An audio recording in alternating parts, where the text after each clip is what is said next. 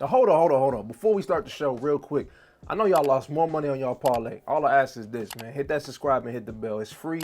I promise you it ain't cost you nothing to support somebody. I'm just trying to reach 100K subscribers. Let's get to the video.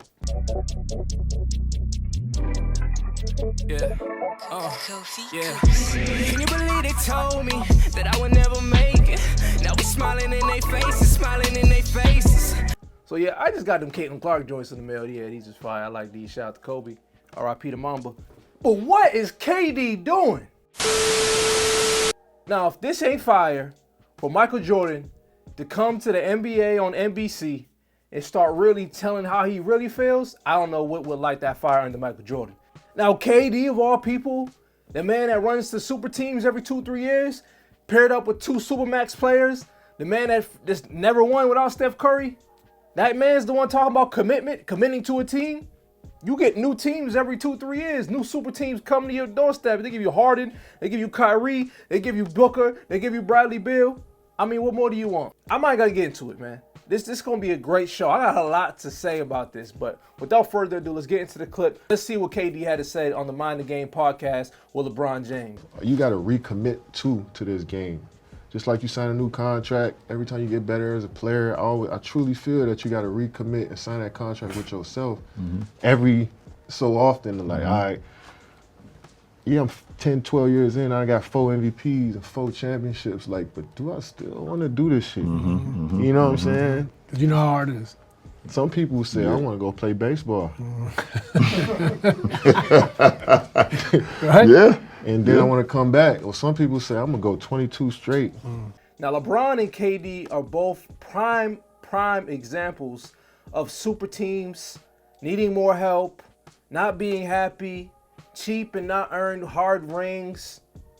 They're the face of that. They're the face of player empowerment that stripped the league of its competitiveness, of its toughness, its grit. It's, I'm going after you. I don't want to be your buddy. I don't want to play with you. I want to beat you on this court. That's what they're the face of. They're the face of player empowerment. Cheap rings. That's what I see. So KD, you want to talk about commitment, bro? You of all people want to talk about commitment. Now this is out of this world that you would even dare to fix your lips and say this about somebody like Jordan at that. I mean, you lost a 3-1 lead and to go to the NBA Finals. And then you join the same team that got you the fuck out of here. You want to talk about commitment, right? You committing, right? Your prime years, you committed your prime years to a team that won the most games of all time in the regular season. 73-9. More wins than the Bulls. I believe it was the 96 Bulls. More wins than the Bulls. That's not commitment to me. That's cheating the grind. Not to mention, KD has played on 2 super teams that failed. The Brooklyn super team and the Suns super team. You had 2 superstar max players by your side and didn't get to the conference finals. You got swept by Boston with Kyrie. You got swept by Anthony Edwards and them young boys there when you play with Phoenix. So you can't call out the GOAT. We haven't seen you commit to the grind and actually won a championship without teaming up with the greatest team of all time. I'm just saying. Now the man won 3 straight finals, lost his pops, and said, you know what? I did what they said I couldn't do 3 times in a row. 3 times, not twice, not once, 3 times in a row. So guess what? I think it's time for me to play baseball. Let me try something else. I can always come back. And you know what the man did when he came back? He did it again. He repeated again. That's how great this man was. So for you to talk about someone's commitment and then say, well, some people don't want to commit. They want to go play basketball. Just remember who you were talking about, man. The man committed his life to basketball and is damn sure good at it. 2 3-peats. Do you want to know how many times an NBA team has 3-peated at that? Only 4 different teams. In the modern day era, only 2 teams. The Bulls did it twice, and like I said, the Shaq and Kobe Lakers. So when you reach that mountaintop 3 times in a row, it's more than likely you want a new challenge. But KD is a guy who hasn't even proved he can lead his team and get the job done. So when it comes to LeBron and KD, they are both the prime examples of, like I said, super teams, cheap rings, not enough help, leaving my team, needing more, I'm unhappy.